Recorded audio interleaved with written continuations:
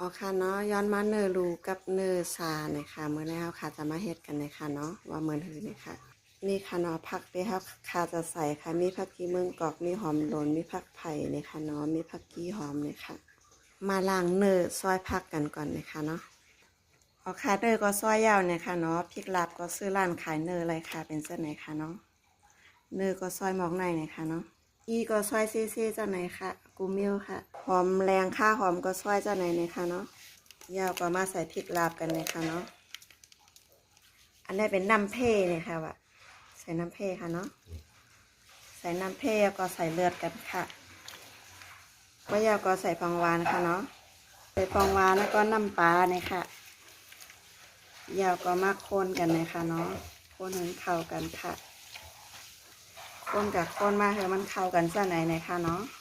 คนให้เข้ากันยาวก็มาใส่จักไข่ที่เฮาขาซอยไว้เนี่ยค่ะเนาะจักไข่หอมแดงที่เฮาขาซอยไว้ค่ะ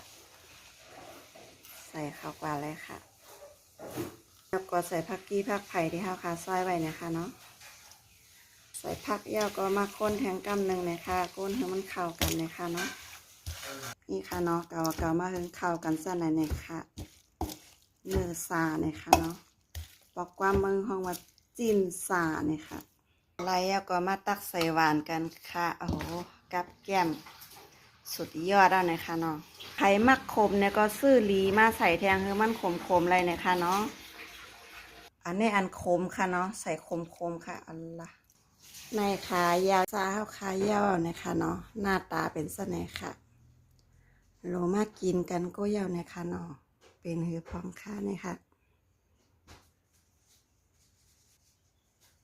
เมยิ่งก็กินไรค่ะนะแต่ต้องมาโคก่อนนะคะเนาะปั๊มฮัดกินอันลิบค่ะ